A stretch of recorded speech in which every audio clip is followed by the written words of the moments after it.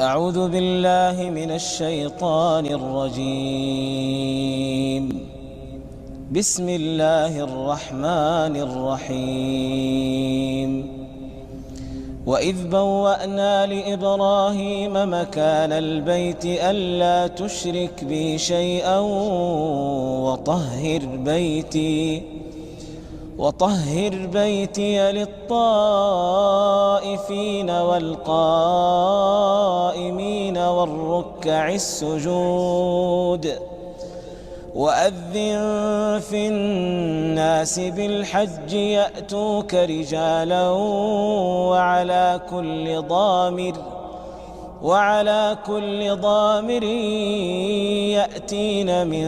كل فج عميق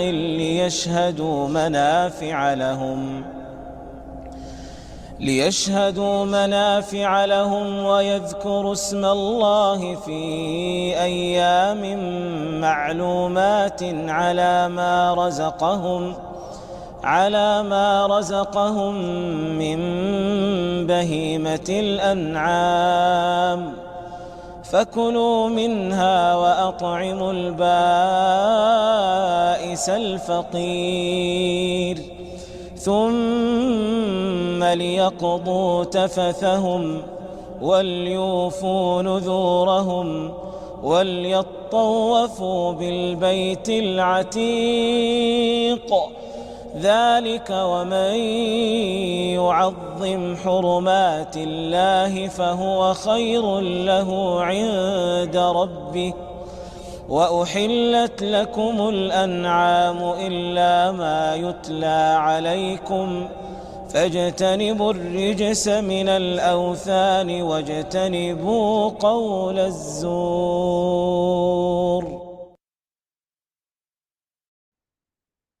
السلام علیکم ورحمۃ اللہ وبرکاتہ۔ امید ہے آپ سب لوگ خیریت سے ہوں گے۔ آج ہمارا اسپیشل پروگرام ہے۔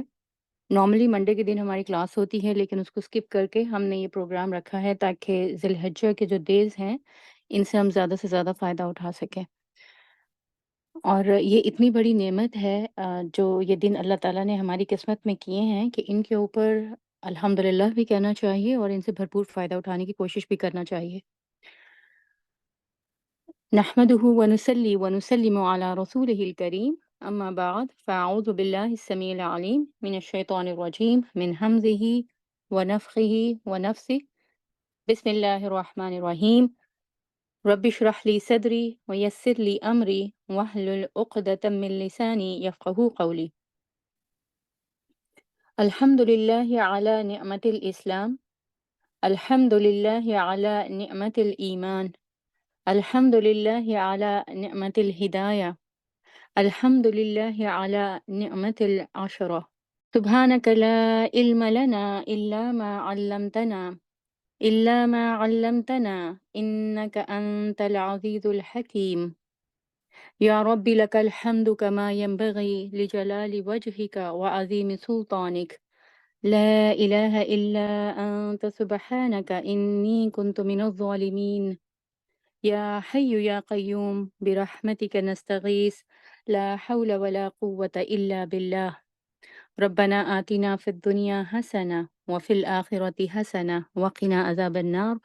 ربنا آتنا من لدنك رحمة وهيئ لنا من أمرنا رشدا آمین ثم آمین۔ آج کا پروگرام اسپیشلی اس کا نام تکبیرات کیوں رکھا گیا ہے، انشاءاللہ اس کو ڈیٹیل میں دیکھیں گے، کیونکہ ذی الحجہ میں بہت سے کرنے کے کام ہیں امپورٹنٹ ہمارے لیے، لیکن ایک ان میں سے کام تکبیرات کا ہے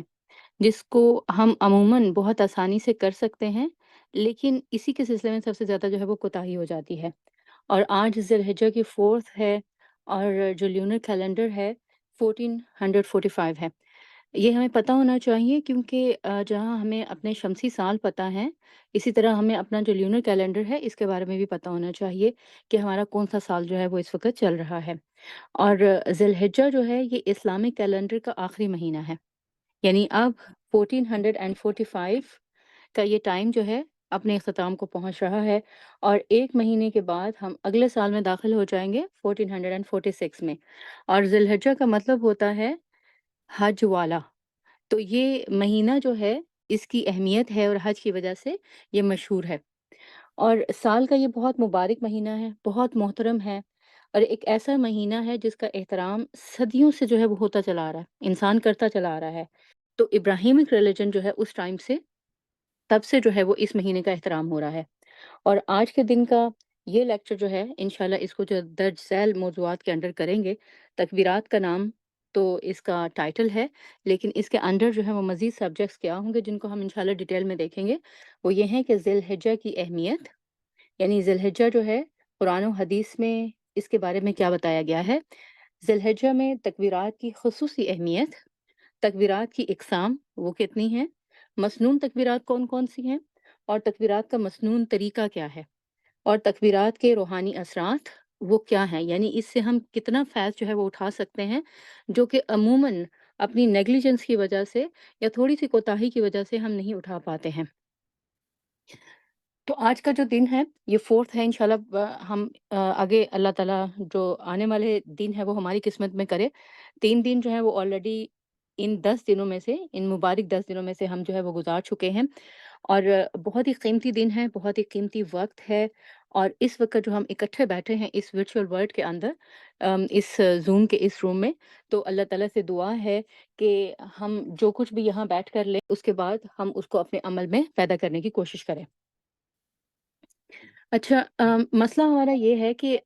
ہم اس دن کے بارے میں بہت کچھ جانتے ہیں، اس کے بارے میں نالج ہے ہمیں، یعنی آج کا جو دن ہے بینگ اے پارٹ آف عشرہ ذی الحج کا دن، اور عشرہ ذی الحج کے بارے میں، اس کی اہمیت کے بارے میں بہت نالج ہے جو کہ ارد گرد سے مل رہا ہے، بہت سارے کلپس آپ کو مل رہے ہوں گے، یوٹیوب کے اوپر بہت سارے لیکچرز آپ نے دیکھے ہوں گے، یہ سارے میسیجز پاس آن ہو رہے ہیں، تو ہمیں اہمیت جو ہے وہ تو پتہ ہے، لیکن مسئلہ کیا ہوتا ہے کہ ہم اہمیت کا جو علم ہے وہ ہونا ایک ڈفرینٹ چیز ہے، اس اہمیت کو فیل کرنا ایک دوسری چیز ہے۔ یعنی ہم بہت ساری چیزوں کے بارے میں علم رکھتے ہیں لیکن ان کی اہمیت کو محسوس نہیں کر پاتے ہیں، تو دراصل انہیں جو ہے وہ محسوس کرنے کی ضرورت ہوتی ہے۔ جیسے آپ دیکھیں، ہم اپنے بچوں کی کوئی اچیومنٹ، ان کی خوشی جو ہے اس کو سیلیبریٹ کرتے ہیں تو اس خوشی کو محسوس کرتے ہیں، یا اپنی کوئی اچیومنٹ ہوتی ہے جب ہمارے گھروں میں ایونٹ ہوتے ہیں تو ہم اس خوشی کو محسوس کرتے ہیں۔ دوسروں کی کوئی بات ہو، وہ ہمیں کچھ کہہ دیں تو وہ بات ہمیں چبھ جاتی ہے، ہم فیل کرتے ہیں اس کو، ہمیں انسلٹ فیل ہوتی ہے، ہمیں عزت جو ہے وہ محسوس ہوتی ہے، ہمیں خوشی جو ہے وہ محسوس ہوتی ہے، ہمیں غصہ محسوس ہوتا ہے۔ تو دنیاوی معاملات میں اگر کوئی ایسا موقع آ جائے جہاں پر موقع کچھ اور ہو اور ہمارے محسوسات جو ہے وہ کچھ اور ہوں، یعنی خوشی کا موقع ہو اور ہم جو ہے وہ غم میں بھرے بیٹھے ہوں، یا پھر یہ کہ کچھ محسوس ہی نہ کر رہے ہوں، تو ایک ایب نارمل بیہیویئر جو ہے اس کو تصور کیا جاتا ہے۔ لیکن جب دنیاوی معاملات میں یہ ساری ایب نارمیلٹی جو ہے اس کے بارے میں تو ہم سیریس ہو جائیں، لیکن جہاں پر جو ہے وہ صحیح طریقے سے رسپانس کرنا ہو، جو دین کے معاملات ہوں، جو اخروی معاملات ہوں، وہاں پر جو ہے وہ اگر ہم پراپرلی رسپونڈ نہ کریں،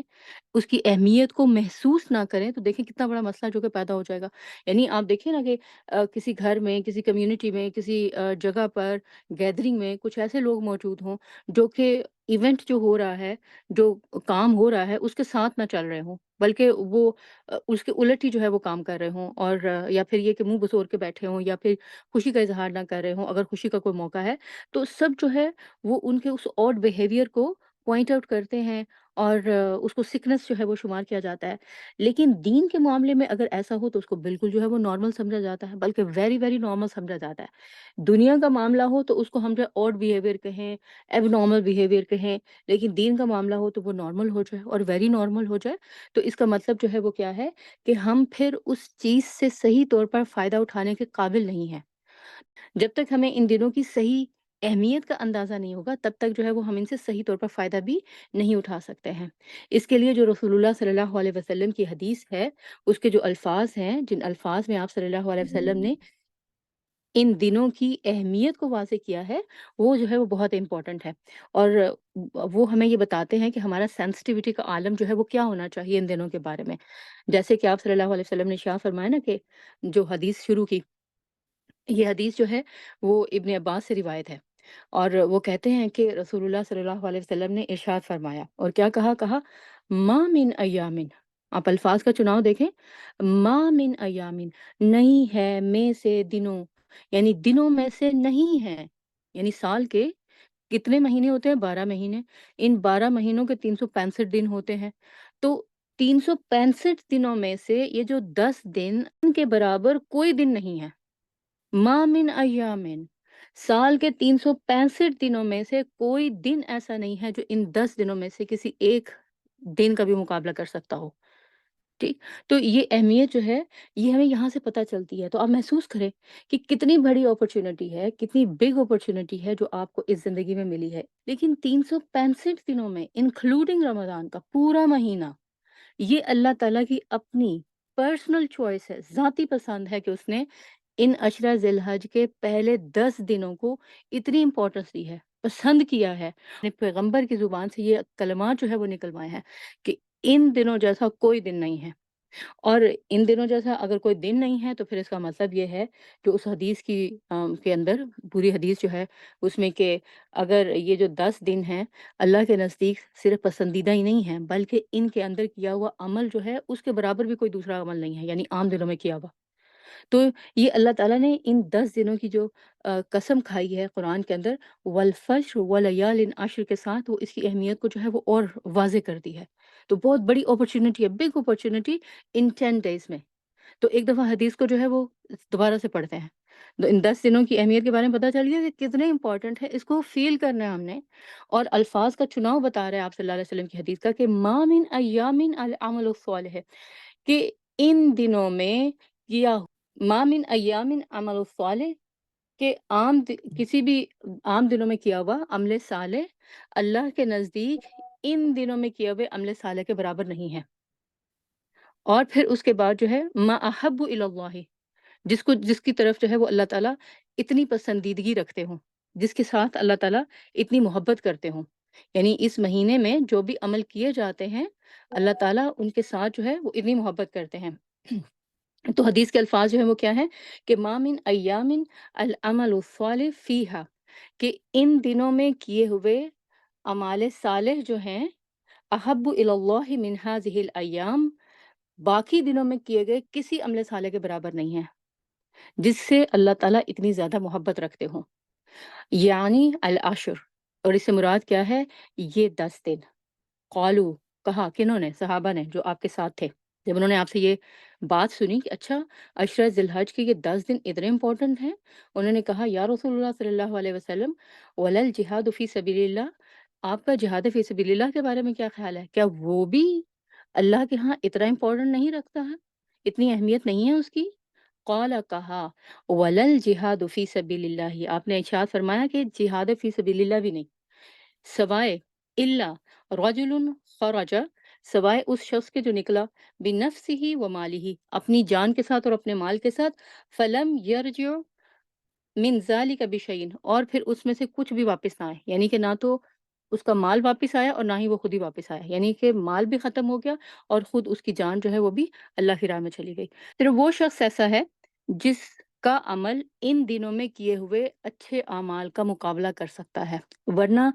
ان دنوں میں کیے گئے جو اچھے اعمال ہیں ان کا مقابلہ رمضان کے مہینے میں کیے ہوئے جو اچھے اعمال ہیں وہ بھی نہیں کر سکتے۔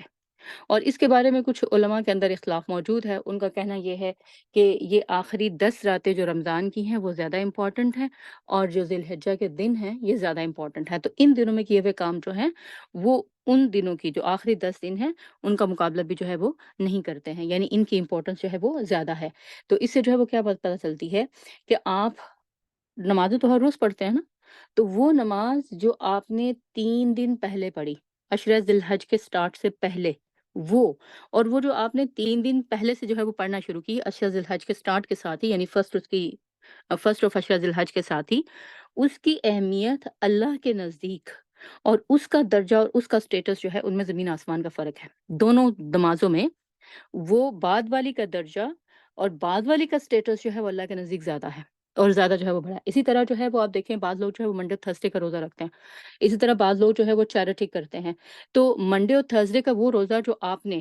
عشرہ ذی الحج کے سٹارٹ سے پہلے رکھا، اور وہ جو کہ آج بھی جیسے منڈے ہے تو آج آپ نے بعض لوگوں نے روزہ رکھا ہوگا، تو آج کے روزے کی اہمیت وہ پچھلے منڈے اینڈ تھرسڈے کے روزے جو رکھے گئے عشرہ ذی الحج کے سٹارٹ سے پہلے، ان کے اندر اور ان دنوں میں رکھے گئے عشرہ ذی الحج میں جو روزے ہیں ان کے اندر زمین آسمان کا فرق ہے۔ تو وہ اعمال جو پہلے کیے جا رہے تھے، اچھے اعمال وہ بھی تھے، ان کی بھی بڑی ویلیو تھی، لیکن ان دنوں میں ان کی ویلیو جو ہے وہ زیادہ بڑھ جاتی ہے، ان کا اسٹیٹس زیادہ بڑھ جاتا ہے، اللہ تعالیٰ ان کو جو ہے وہ زیادہ پسند کرتے ہیں۔ اسی طرح صدقہ و خیرات ہے، اسی طرح دعا اور ذکر اور اذکار ہیں، اور یہ سب جو ہے ان کو ہم عام دنوں میں کرتے ہیں، اور بڑی امپورٹنس ہے ان کی، بڑی اہمیت ہے ان کی۔ تو اسی طرح خدمت خلق ہے، اسی طرح علم کے لیے جو ہے وہ اسٹرگل کرنا ہے۔ تو یہ ان سب کے اسٹیٹس میں فرق آ چکا ہوا ہے، یعنی آپ کی قسمت میں اللہ تعالیٰ نے کچھ ایسے دن کیے ہیں، کچھ ایسے لمحات کیے ہیں، کچھ ایسے قیمتی مومنٹس ہیں جو کہ پریشس مومنٹس جس میں سے آپ اس وقت گزر رہے ہیں، کہ آپ کا ایون یہاں بیٹھنا، آپ کا ان باتوں کو سننا اور سن کر ان پر دھیان دینا، آپ محسوس کریں کتنی بڑی اپرچونٹی ہے جو آپ کو مل رہی ہے، اور کتنا جو ہے آپ کا اسٹیٹس اور رینک جو ہے وہ اللہ کے ہاں بڑھ رہا ہے۔ تو اس سے جو ہے وہ ہمیں کیا پتہ چلتا ہے کہ ہمیں ان دنوں کے بارے میں بہت سیریس ہونے کی بھی ضرورت ہے، اور بہت سینسٹیو ہونے کی بھی ضرورت ہے، اور نہ صرف یہ کہ ان دنوں کے بارے میں، بلکہ اس کے ساتھ ساتھ اپنے اعمال کے بارے میں بھی ہمیں جو ہے، ایک جو ہے وہ کیا ہے، حج اور عمرہ۔ اور حج اور عمرہ تو ظاہر ہے جن کو اللہ تعالیٰ نے بلایا وہ جا چکے ہیں، باقی جو ہے وہ جا رہے ہیں، اور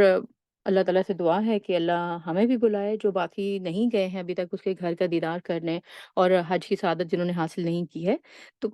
اللہ تعالیٰ ہماری بھی قسمت میں یہ کرے۔ لیکن یہ کہ جو حج اور عمرہ ہے، ظاہر ہے کہ ان کے لیے جن لوگوں نے جانا تھا وہ جا چکے، باقی جو ہے وہ جا رہے ہیں۔ تو ایک تو جو ہے یہ ام، وہ عبادت ہے جو کہ خاص خصوصی طور پر صرف انہی دنوں میں جو ہے وہ ہوتی ہے۔ پھر نمبر 2 جو ہے وہ اس کی عبادت ہے اذکار اور تکبیرات، اور پھر اس کے علاوہ نمبر 3 اس کی جو امپورٹنٹ عبادت ہے وہ ہے قربانی۔ تو حج اور عمرہ وہ تو ظاہر ہے کہ ہم نہیں کر رہے، اگر جو لوگ یہاں بیٹھے ہیں اور اگر کوئی جا بھی رہا ہے، بہت زیادہ سیریس ہونے کی ضرورت ہے۔ اور اگر اتنے اہم دنوں میں بھی جو آج کل اگر ہم عبادات کر رہے ہیں اس میں سیریس نہ ہوں، اپنی دعاؤں میں سیریس نہ ہوں، اپنی مناجات میں سیریس نہ ہو، اور اسی طرح دوسرے اچھے اعمال میں سیریس نہ ہوں، تو پھر کب سیریس ہوں گے؟ تو یقیناً اللہ اور اس کے رسول نے ہماری اس سلسلے میں جو رہنمائی کی ہے وہ ہمیں بتاتی ہے کہ ہم نے ان دنوں میں کون کون سے اچھے اعمال کرنے ہیں اور کس طریقے سے کرنے ہیں۔ اچھا، ان دنوں کے حوالے سے 3 بہت جو ہے وہ اہم عبادات ہیں۔ ایک جو ہے وہ کیا ہے، حج اور عمرہ۔ اور حج اور عمرہ تو ظاہر ہے جن کو اللہ تعالیٰ نے بلایا وہ جا چکے ہیں، باقی جو ہے وہ جا رہے ہیں۔ اور ایک تو جو ہے یہ وہ عبادت ہے جو کہ خاص خصوصی طور پر صرف انہی دنوں میں جو ہے وہ ہوتی ہے۔ پھر نمبر 2 جو ہے وہ اس کی عبادت ہے اذکار اور تکبیرات، اور پھر اس کے علاوہ نمبر 3 اس کی جو امپورٹنٹ عبادت ہے وہ ہے قربانی۔ تو حج اور عمرہ وہ تو ظاہر ہے کہ ہم نہیں کر رہے، اگر جو لوگ یہاں بیٹھے ہیں اور اگر کوئی جا بھی رہا ہے اور بعد میں جو ہے وہ جا رہا ہے اور یہاں موجود ہے، تو اللہ تعالیٰ جو ہے اس کی قسمت میں اس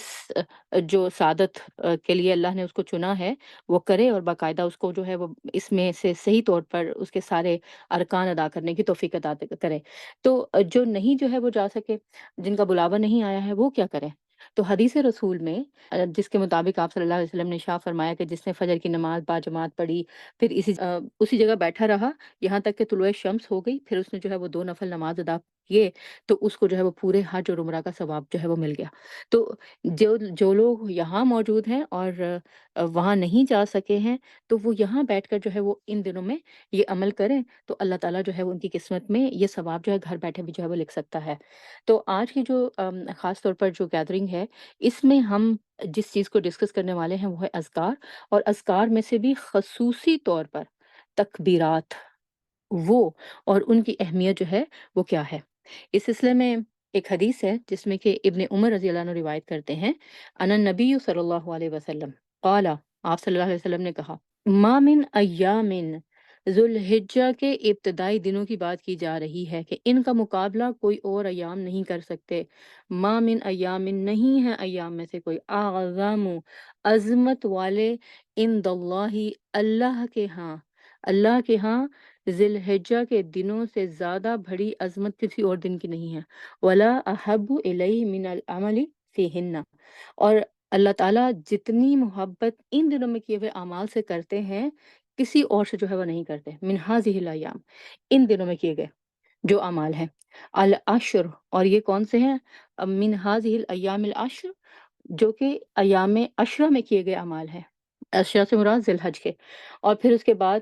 فَأَكْثِرُوا، تو کیا کہا گیا؟ تم لوگوں نے کیا کرنا ہے؟ اب تمہارے کرنے کے کام کیا ہیں؟ فَأَكْثِرُوا، تو کثرت کرو فیہن، ان میں، من التحلیل، تحلیل میں، والتکبیری، اور تکبیر میں، والتحمیدی، اور تحمید میں۔ تحلیل میں یعنی لا الہ الا اللہ کہنے میں، والتکبیری اللہ اکبر کہنے میں، اور والتحمیدی الحمدللہ کہنے میں تم لوگ کثرت سے کام لو، زیادہ سے زیادہ کہو۔ انسان اکیلے ہو، تنہا ہو تب بھی کہے، سب کے درمیان بیٹھا ہو تب بھی کہے۔ تو یہ جو ہے کوئی سا بھی ساتھ آپ کام کر رہے ہوں، اور کوئی بھی آپ جو ہے وہ درمیان میں کسی کے ساتھ بات بھی کر رہے ہیں، تھوڑا سا چپ ہوئے ہیں، تو پھر جو ہے وہ آپ ان تکبیرات کو جو ہے وہ کہنا شروع کر دیں۔ لیکن مسئلہ ذرا یہ ہے کہ ہم نیکی کے کاموں کی انٹینشن تو رکھتے ہیں، نیت بھی کرتے ہیں، ارادے بھی ہوتے ہیں، لیکن اللہ کی توفیق اور اس کی قوت دیے بغیر یہ ممکن نہیں ہے کہ ہم ان کو پائے تکمیل تک پہنچا لیں، کیونکہ لا حول ولا قوت الا باللہ، قوت دینے والا اللہ ہے۔ اور اس لیے جو ہم نے ذی الحجہ کے سٹارٹ سے پہلے جو دعا کی تھی، جو کہ دراصل ہر مہینے کے سٹارٹ کی دعا ہے، جس چاند کو دیکھ کر کی جاتی ہے، جس میں ہم نے کہا تھا کہ اللہم اہلہ بالامن والایمان، کہ اللہ ہم پر اس مہینے کو لا امن کے ساتھ اور ایمان کے ساتھ، والسلامتی والاسلام، سلامتی کے ساتھ اور اسلام کے ساتھ۔ اور پھر اس کے بعد جو ہے وہ ہم نے کیا کہا تھا؟ ہم نے کہا تھا وَتَوْفِيقِ لِمَا تُحِبُّ وَتَرْضَىٰ، کہ اللہ ہمیں توفیق دے اس کی جس سے تو محبت کرتا اور تو راضی ہے۔ تو ضرورت ہے کہ اللہ سے بات کرنے کی اور اللہ سے توفیق مانگنے کی۔ کس چیز کے لیے؟ کہ اللہ جو اس مہینے میں تو نے اچھے اعمال کرنے کو کہا ہے، مجھے اس کی جو ہے وہ توفیق دے دے۔ اور ان میں سے ایک اچھا عمل کیا ہے؟ یہ جو تکبیرات ہیں، یا یہ کہ جو تحلیل ہے، تکبیر ہے، تحمید ہے، اس کو اپنی زبان پر رکھنا، لا الہ الا اللہ سبحان اللہ کا ورد کہنا، الحمدللہ کا رکھنا، اللہ اکبر کا رکھنا۔ تو اللہ تعالیٰ سے جو ہے وہ توفیق مانگنا، صرف یہ کہ ہمیں ان 10 دنوں میں آ، اللہ تعالیٰ کے پسندیدہ کام کرنے ہیں، اپنی پسند کے کام کرنے کے لیے بھی، اللہ تعالیٰ کی پسند کے کام کرنے کے لیے بھی، اور اس کے ساتھ ساتھ اللہ تعالیٰ کی جو اللہ کے ناپسندیدہ کام ہیں ان سے دور رہنے کے لیے بھی ہمیں ضرورت یہ ہے کہ ہمیں اللہ کی توفیق حاصل ہو۔ اگلے سال تک، یعنی کہ جو 1446 آئے گا، ہمیں نہیں پتا کہ ہم میں سے کون جو ہے وہ زندہ ہوگا، کون جو ہے وہ تب تک وہاں پہنچے گا، نہیں پہنچے گا۔ تو ضرورت یہ ہے کہ ان دنوں کو جتنا ہم اویل کر سکتے ہیں، جتنی جو ہے وہ اس کے اندر عبادت کر سکتے ہیں، جتنا اپنی زبان کو اللہ کے ذکر سے تر رکھ سکتے ہیں، وہ رکھنے کی جو ہے وہ کوشش کریں۔ One of the best dad, اور اس کی کاسٹ جو ہے وہ نتھنگ، اور وہ کیا ہے؟ وہ ہے تکبیرات۔ اور وہ کیا ہیں؟ وہ ہیں یہ ذکر، وہ ہیں اللہ تعالیٰ نے جو بتا دیا اللہ اپنے پیغمبر کے ذریعے سے اس حدیث کے اندر، کہ الحمدللہ کہنا رمضان کے پورے مہینے کے بعد۔ اب یہ پہلا موقع آیا ہے کہ ذی الحجہ کے 10 دن جو ہے وہ اللہ تعالیٰ نے ہمیں دیے ہیں، عبادت کے لیے دیے ہیں، اطاعت کے لیے دیے ہیں، اپنی فرمانبرداری کے لیے دیے ہیں، اخلاص کے ساتھ گزارنے کے لیے دیے ہیں، امید کے ساتھ، خوف خدا کے ساتھ، اور ذکر کرنے کے دن ہے یہ۔ تو لہٰذا ان سب کاموں سے جو ہے وہ مقصود کیا ہے؟ اللہ کی بڑائی اور عظمت کا بیان، یہ ہماری زبان پر بھی جاری ہو، ہمارے دل میں ہو، ہمارے اعمال سے جھلکے۔ اس لیے ان دنوں کی خاص عبادت جو ہے وہ کیا ہے؟ ذکر ہے۔ اور ان اذکار میں سے بھی بہترین اور سب سے زیادہ جو ہے وہ امپورٹنٹ وہ کیا ہے؟ تکبیرات۔ اور تکبیرات کا جو ہے وہ خصوصی مقام ہے، یہ ہمیں صحابہ کے آثار سے پتہ چلتا ہے کہ کتنے اہتمام کے ساتھ جو ہے وہ تکبیرات کو پڑھا کرتے تھے۔ اور اللہ تعالیٰ نے خود بھی جو قرآن میں اس کا حکم دیا ہے کہ وَلِتُكَبِّرُوا اللَّهَ عَلَىٰ مَا هَدَاكُمْ وَلَعَلَّكُمْ تَشْكُرُونَ، سورہ بقرہ کی آیت نمبر 185 میں، کہ تم لوگ جو ہے وہ کیا کرو؟ اللہ کی تکبیر کرو، اللہ کی بڑائی بیان کرو اس پر کہ اس نے تمہیں جو ہے وہ ہدایت دی، تاکہ تم جو ہے وہ شکر ادا کرو، یعنی کہ شکر گزار بن سکو۔ پھر کہا کہ وَقُلِ الْحَمْدُ لِلَّهِ الَّذِي لَمْ يَتَّخِذْ وَلَدًا وَلَمْ يَكُنْ لَهُ شَرِيكٌ فِي الْمُلْكِ وَلَمْ يَكُنْ لَهُ مِنَ الذُّلِّ وَكَبِّرْهُ تَكْبِيرًا، اور کہہ دو سب تعریفیں اللہ ہی کے لیے ہیں، جس کی نہ کوئی اولاد ہے، نہ کوئی اس کی سلطنت میں شریک ہے، اور نہ کوئی جو ہے وہ کمزوری کی وجہ سے اس کا مددگار ہے، اور اس کی بڑائی بیان کرتے رہو۔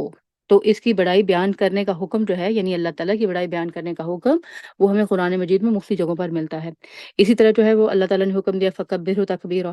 اور ہم نے جو حج کی آیات سنی تو اس میں کیا کہا گیا کہ اللہ کے نام کے ساتھ جو ہے وہ قربانی کرو، یعنی قربانی کے جب جانور جو ہیں ان پر چھری چلاؤ تو اس پر بھی اللہ کی تکبیر کہہ لیا کرو۔ تو شرط جو ہے وہ کیا ہے کہ تسبیح ہو، تحمید ہو، تحلیل ہو، تکبیر ہو، ان سب میں جو ہے وہ اللہ تعالیٰ کی عظمت جو ہے وہ بیان ہو رہی ہو، اللہ کی عظمت بیان ہو رہی ہو، یعنی پورے دھیان کے ساتھ، شعور کے ساتھ جو ہے وہ ان کو کہنا ہے۔ اور خاص طور پر ذکر جو ہے وہ اللہ تعالیٰ کا یہ ایک ایسی عبادت ہے جس میں کسی قسم کا کوئی پروٹوکول نہیں ہے۔ یعنی آپ جو ہے جو نمازوں کے اندر ذکر کریں اس کے لیے تو یہ ہے نا کہ آپ کو وضو کرنا پڑے گا، آپ کو قبلہ رخ ہونا پڑے گا، آپ کو صاف ستھری جگہ اور باقی جو شرائط ہیں وہ پوری کرنا پڑیں گی۔ لیکن وہ ذکر جو کہ چلتے پھرتی حالت میں کر سکتے ہیں، بیٹھے کر سکتے ہیں، سونے کے لیے لیٹے ہیں تب کر سکتے ہیں، کام کر رہے ہیں تب کر سکتے ہیں، یعنی ہر وہ جگہ جہاں پر اللہ کا ذکر کیا جا سکتا ہے آپ وہاں پر جو ہے اپنی زبان سے اللہ کا ذکر کر رہے ہیں، اللہ تعالیٰ کی تکبیرات کہہ رہے ہیں، تو اس کے لیے کسی بھی قسم کے پروٹوکول کی ضرورت نہیں ہے، وضو کی بھی جو ہے وہ ضرورت نہیں ہے، قبلہ رخ ہو کر بیٹھنے کی جو ہے وہ ضرورت نہیں ہے۔ آپ دیکھیں روزہ نہیں رکھ سکتے ہم، نماز نہیں پڑھ سکتے اگر ہم جو ہے وہ طہور کی شرط کو جو ہے وہ پورا نہیں کرتے، لیکن جو اپرچونٹی ہے ہمارے لیے ذکر میں وہ بہت بڑی ہے کہ کسی بھی حالت میں ہو ہم اس کے لیے ہمیں صرف جو ہے وہ زبان سے، چونکہ وہ پاک ہے، اللہ تعالیٰ کے لیے حمد بیان کرنی ہے، تسبیح بیان کرنی ہے، اللہ کی جو ہے وہ تحلیل کرنی ہے اور تحمید کرنی ہے، تو اور تکبیرات جو ہے وہ کہنی ہے۔ تو ان دنوں میں ہم نے جو ہے اللہ تعالیٰ کی قدر و قضا کو بھی تسلیم کرنا ہے، کیونکہ بعض خواتین کے ساتھ یہ مسئلہ ہوتا ہے، جیسے رمضان میں، رمضان کے شروع میں، بعض کو رمضان کے مڈل میں، بعض کو رمضان کے اینڈ میں، اور بعض کے لیے ذی الحجہ میں یہ مسئلہ ہوتا ہے کہ وہ مینسٹریشن پر ہوتی ہیں۔ تو اب مینسٹریشن کی وجہ سے عموماً جو ہے جو عبادات ہوتی ہیں وہ نہیں کر سکتی، جیسے روزہ نہیں رکھ سکتی اور صلاح نہیں کر سکتی، تو وہ باقی جو عبادات ہیں ان کے اندر بھی لیزینس جو ہے وہ دکھانا شروع کر دیتی ہیں اور کانشیس جو ہے وہ نہیں ہوتی ہیں۔ لیکن اگر آپ اللہ تعالیٰ کی اس قضا اور قدر کو تسلیم کرتے ہیں، بینگ اے وومن جو اللہ تعالیٰ نے بنت ہوا ہونے کے ساتھ ہمارے ساتھ یہ مسئلہ لگا دیا ہے، تو اس کو اگر تسلیم کرتے ہوئے جو آپ کے پاس اویلیبل ریسورسز ہیں، یعنی ٹائم ہے، آپ کے پاس انرجی ہے، آپ وقت لگا سکتے ہیں اور اپنے پورے شعور کے ساتھ اللہ تعالیٰ کی تسبیح کر سکتے ہیں،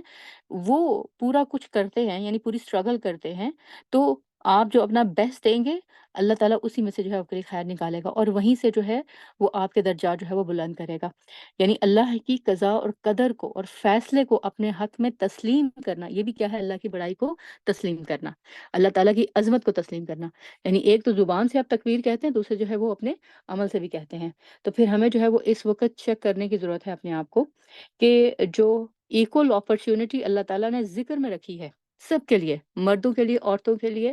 اسی طرح امیر کے لیے، غریب کے لیے، آپ فلتھی رچ ہوں تب بھی آپ کو جو ہے وہ حمد، تسبیح، تحلیل سے کوئی نہیں روک سکتا اللہ کے ذکر سے۔ اسی طرح آپ ویری پور ہیں، آپ جو ہے وہ دنیا میں سے کوئی ایک آپ کے پاس کوئی سینٹ نہیں ہے، کوئی ایک پاؤنڈ ڈالر نہیں ہے، لیکن یہ کہ تسبیح کرنے سے آپ کو تب بھی کوئی نہیں روک سکتا، آپ وہ افورڈ کر سکتے ہیں اس کو کہنا۔ تو یہ جو ایکول اپرچونٹی ہے